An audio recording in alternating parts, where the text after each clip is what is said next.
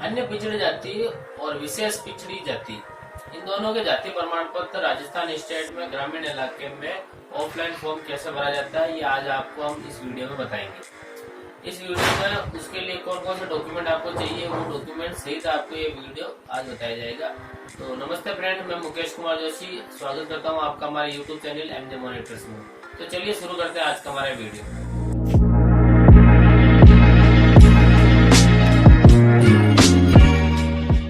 अन्य पिछड़ी जाति या विशेष पिछड़ी जाति प्रमाण पत्र बनाने के लिए जो दस्तावेज की आवश्यकता होती है, उसमें नंबर 1 पे आता है आधार कार्ड। उसके बाद नंबर 2 पे आपके पास मार्कशीट होनी चाहिए। नंबर 3 पे आपके पास राशन कार्ड होना चाहिए।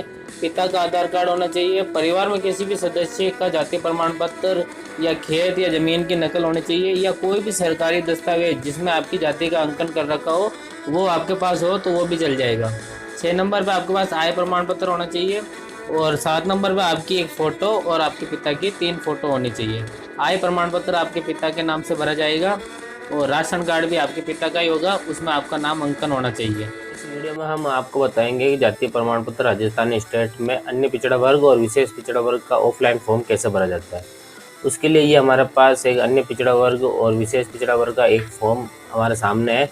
इसमें सबसे पहले ऊपर आवेदक का आधार नंबर मांग रहा है, तो यहाँ आपको आधार नंबर लगा देना है। उसके नीचे भामाशाह ये जन आधार आईडी आपके पास है तो वो आपको यहाँ लगा देनी है। और प्रार्थी का यहाँ पासपोर्ट साइज फ़ोटो आपको चिपका देना है।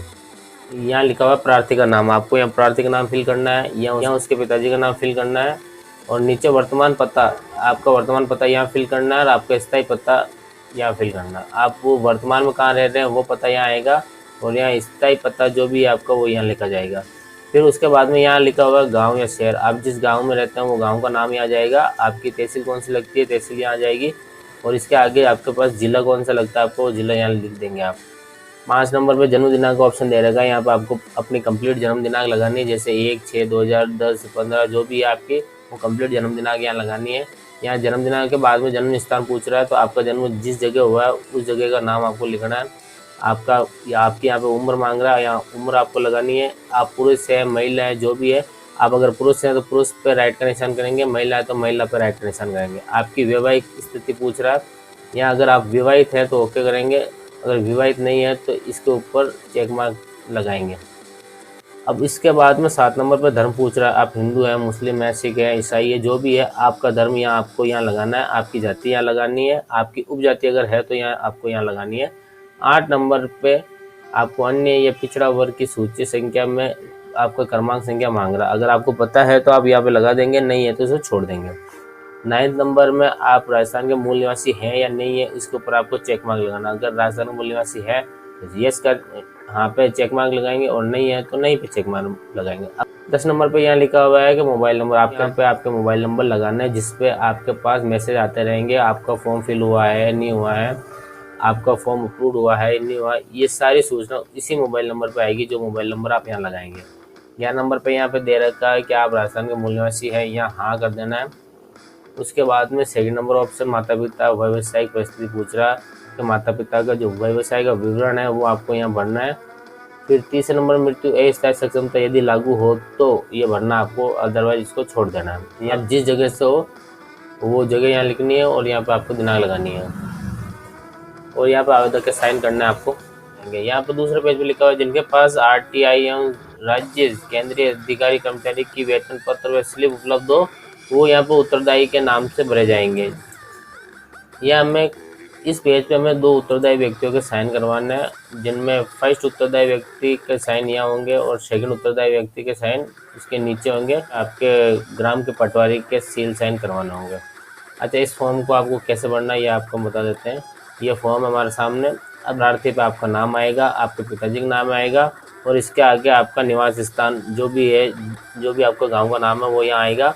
और आपको यहाँ पे सिंपली आपकी जाति भरनी है, आप किस जाति से हो ये जाति लगानी है आपको। और ये ऊपर वाला हिस्सा आप फर्स्ट उत्तरदायी गवाह के लिए छोड़ देंगे, वो स्वयं इसको भरेगा और अपने सील साइन यहाँ करेगा। इसी प्रकार से सेकंड उत्तरदायी व्यक्ति पर हम चलते हैं, तो सेकंड उत्तरदायी व्यक्ति में भी हम यहाँ पर प्रार्थी वाला ऑप्शन ही भरेंगे, हमारा नाम, पिताजी का नाम और अपना ग्राम और आपकी जाति। और ये ऊपर वाला जो पोर्शन है, ये ऊपर वाला जो हिस्सा है वो सेकंड उत्तरदायी व्यक्ति भरेगा। आपका ग्राम का पटवारी है वो इस जगह को भरेगा और आपकी जाति को सुनिश्चित करेगा कि आपने जो जाति प्रमाण पत्र भरा है या जाति का फॉर्म भरा है वो आपकी जाति है या नहीं है, ये हल्का पटवारी आपको लिख के देगा यहाँ पे। फिर उसके बाद हम पार्ट 3 पे चलते हैं। पार्ट 3 पे यहाँ पे लिखा हुआ गवाह, और ये फॉर्म अपने को छोड़ देना बिल्कुल। आपने वो सेकंड नंबर पेज आपको भर दिया है आपने, तो ये तीसरा नंबर का पेज भरने की आपको आवश्यकता नहीं है। और उसके बाद 4 पे हम चलते हैं। यहाँ पे लिखा हुआ है शपथ पत्र या बयान। आपको शपथ करता ही ये फॉर्म भरेगा। आपका मतलब कि जो आप प्रार्थी हो तो आपका नाम ही आ जाएगा, आपके पिताजी का नाम आगे वाले कॉलम में आएगा, आपका निवास स्थान का पूरा एड्रेस आएगा, आपके गांव का नाम, आपकी तहसील का नाम, आपके जिला का नाम यहाँ डालेंगे आप। यहाँ आपको आपकी जाति भरनी है। उसके जाति के 3 नंबर ऑप्शन पर लिखा हुआ है मेरे माता पिता सरकारी निजी क्षेत्र पद। आपके पिताजी जिस किसी भी पद पे स्थित है वो पद आपको यहाँ पे शो करना है। उसके बाद में मेरे माता पिता की समस्त स्रोतों से आय, यहाँ वार्षिक आय पूछ रहा है तो आपको वार्षिक आय यहाँ पे लगानी है। वार्षिक आय लगाने के बाद में यहाँ शपथ ग्राह्यता के साइन होंगे, यानी प्रार्थी के साइन होंगे। एक साइन ऊपर होंगे और एक साइन यहाँ पे होंगे नीचे। और यहाँ पे आप क्रीमी लेयर के उत्तर आप क्रीमी लेयर में आते हो तो यहाँ पे यस करना है, मतलब इस जगह आपको ओके करना है। राजस्थान स्टेट के ग्रामीण क्षेत्र में जाति प्रमाण पत्र, अन्य पिछड़ी जाति प्रमाण पत्र या विशेष जाति प्रमाण पत्र बनवाने के का फॉर्म हमने आपको बताया। ऑफलाइन फॉर्म आपको कैसे भरना। अब ऑफलाइन फॉर्म के साथ में आपको एक आय उद्घोषणा पत्र भी इसके साथ में संलग्न करना है। जिस प्रार्थी के माता पिता सरकारी कर्मचारी हैं या वो आरटीआर फाइल करते हैं तो वो आरटीआर फाइल की कॉपी लगा सकते हैं या फॉर्म नंबर 16 लगा सकते हैं। जिनके माता पिता स्वयं रोजगार करते हैं या मजदूरी करते हैं उनके लिए ये एक फॉर्म दिया गया है, 4 पेज का ये फॉर्म आता है। ये आपको फिल करके 2 उत्तरदायी व्यक्ति, जैसे कि हमने जाति प्रमाण पत्र में बताया है उसी तरीके से 2 उत्तरदायी व्यक्ति कोई भी राजपत्रित अधिकारी के साइन करवा के आपको जाति प्रमाण पत्र के फॉर्म के पीछे लगवाना होगा। यहाँ प्रार्थी की फोटो लगाएंगे या प्रार्थी का आधार नंबर या जन आधार कार्ड नंबर लगाएंगे, प्रार्थी का नाम डालेंगे, प्रार्थी के पिता का नाम डालेंगे, प्रार्थी का वर्तमान पता लगाएंगे यहाँ पे और स्थायी पता यहाँ लगाएंगे। उसी तरीके से यही फॉर्म है। और यहाँ पे आपको यहाँ पर गांव या शहर का नाम लगाएंगे या तहसील होगी उनकी या जिला का नाम आएगा। और यहाँ पर उनकी जन्म डेट लगाई जाएगी। जन्म डेट के बाद में यहाँ पे जन्म स्थान पूछ रहा है, जन्म स्थान यहाँ लगाना है। उसके बाद में उम्र लगानी है। उसके बाद में लिंग का ऑप्शन दे रखा है, वो पुरुष है महिला है जो भी है यहाँ पे लगाना, आपको चेक मार्क कर देना। पुरुष है तो पुरुष पे चेक मार्क, महिला तो महिला पे चेक मार्क। उसकी वैवाहिक स्थिति यहाँ पे आपको लगानी है। अगर विवाहित है तो विवाहित का आगे वाले बॉक्स में चेक मार्क लगाना होगा। अविवाहित है तो आपको यहाँ चेक मार्क लगाना होगा। और उसका धर्म, वो हिंदू है, मुस्लिम है, सिख है, ईसाई, उसका धर्म यहाँ लगाना है, उसकी जाति यहाँ लगानी है। और यहाँ पर उसका उपजाति अगर है तो लगानी है। और वो अगर राजस्थान का मूल निवासी है तो हाँ पे चेक मार्क लगाना है, और नहीं है तो नहीं पे चेक मार्क लगाना है। और इसके बाद में ऑप्शन 9 पॉइंट पे दे रखा है कि आप करदाता है, अगर वो इनकम टैक्स की फाइल भरते हैं तो यहाँ पे हाँ करना है, नहीं भरते हैं तो यहाँ पे नहीं करना। उनके रजिस्टर्ड मोबाइल नंबर यहाँ लगाना है आपको। मोबाइल नंबर के बाद में हम चलते हैं, अगर पैन कार्ड है तो यहाँ पैन कार्ड नंबर लगाना है आपको। जीएसटी नंबर उनके पास अगर है तो जीएसटी नंबर यहाँ लगाना है। और उसके बाद यहाँ 13 नंबर पर आपको आपके परिवार के सदस्यों की डिटेल भरनी है। या नंबर 1, 2, 3, 4 जितने भी आपके परिवार में सदस्य हैं आपके राशन कार्ड में अंकित होंगे उनका यहाँ पर नाम भरना है, उनकी उम्र भरनी है। और मुखिया से संबंध, ये जो फॉर्म भर रहा है वो मुखिया, उससे संबंध क्या है। अगर वो उसका नाम यहाँ है तो वो स्वयं होगा या उसकी पत्नी या पुत्र पुत्री जो भी होगी यहाँ आपको भरना है। उसके बाद में उनके कार्य भरने हैं कि कोई व्यवसाय कर रहे हैं, रोजगार कर रहे हैं तो उन रोजगार का नाम आएगा। जैसे अगर मजदूरी कर रहे हैं तो मजदूरी आएगा, सरकारी पैसे में है तो सरकारी पोस्ट का नाम आएगा। उसके बाद में उनकी वार्षिक आय बढ़नी है, यहाँ उनकी वार्षिक आय बढ़नी है और यहाँ पे उसका टोटल योग लगाना है। उसके अलावा और भी उनके पास इनकम के सोर्स हैं तो वो आपको यहाँ लिखने हैं। और उनकी जो वार्षिक आय है वो आपको यहाँ डालनी है। यहाँ डालने के बाद में यहाँ पे आप किस जगह से हो उस स्थान का नाम भरना है और नीचे दिनांक लगानी है। दिनांक लगाने के बाद में यहाँ पे प्रार्थी के साइन हो जाएंगे। ये हो गया उसका फर्स्ट पेज। अब हम उसके सेकंड पेज पे चलते हैं। आय प्रमाण पत्र का सेकंड पेज है। या प्रार्थी का नाम या उनके पिता या माता का नाम या उनकी उम्र या उनका निवास स्थान और यहाँ पे तहसील लगानी है या जिला करना है। और यहाँ पे वार्षिक आय वर्ष पूछ रहा है कि किस वर्ष की ये वार्षिक आय है। जैसे 2020 की है तो 2020 यहाँ लिखना है। और यहाँ पे भी उनके परिवार की समस्त वार्षिक आय का वर्ष पूछ रहा है, ये आपको 2020 है 2020 लगाना है। यहाँ पे वही फर्स्ट पेज की तरह यहाँ पे आपको या परिवार के सदस्यों के नाम लिखना है, या व्यवसाय लिखना है, या उनसे प्राप्त से संबंध लिखना है और उनकी वार्षिक आय लिखनी है। यह भरने के बाद में खेत या खलिहान है, जमीन है, तो उसका विवरण आपको यहाँ भरना है। उसकी वार्षिक आय यहाँ आपको यहाँ भरनी है। उससे जितनी इनकम हो रही है वो आपको इनकम यहाँ भरनी है, अगर नहीं है तो इसे छोड़ देना है। और चौथे नंबर पॉइंट में है कि आपके पास और भी कोई अन्य साधन है, जैसे कि भवन है, संपत्ति है, किराया आता है आपके पास, ब्याज है, पेंशन, शेयर में, म्यूचुअल फंड आदि में इन्वेस्ट कर रखा है, तो उससे जो वार्षिक आय आपके पास हो रही है वो आपको यहाँ भरनी है। इन सब की टोटल कुल वार्षिक आय मिला के आपको यहाँ डालनी है, यहाँ आपको लिखना है इसके अंदर। पॉइंट नंबर 5 में वही वार्षिक आय आपको यहाँ पे अंकों में लिखनी है और यहाँ पे आपको शब्दों में लिखनी है। यहाँ लिखने के बाद में आपको यहाँ पे प्रार्थी का साइन होंगे। साइन होने के बाद में हम आय के पेज नंबर 3 पे चलते हैं। पेज नंबर 3 कुछ इस प्रकार होगा।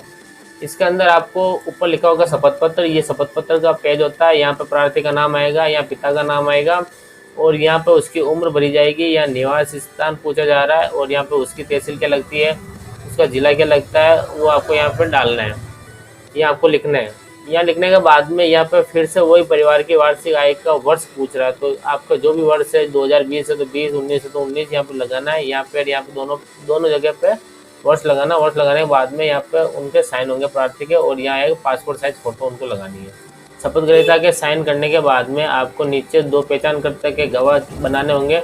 उन गाँव में से पहला जो पहचानकर्ता उसका नाम आएगा, उसका एड्रेस आएगा और दिनांक लगाएंगे आप।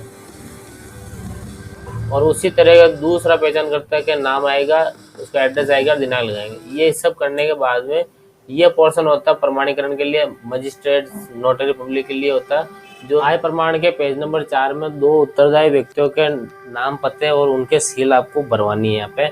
और वही जो जाति प्रमाण पत्र में भरवाया था उत्तरदायी व्यक्ति वाला पेज, उसी तरह का ये पेज फिलअप होगा।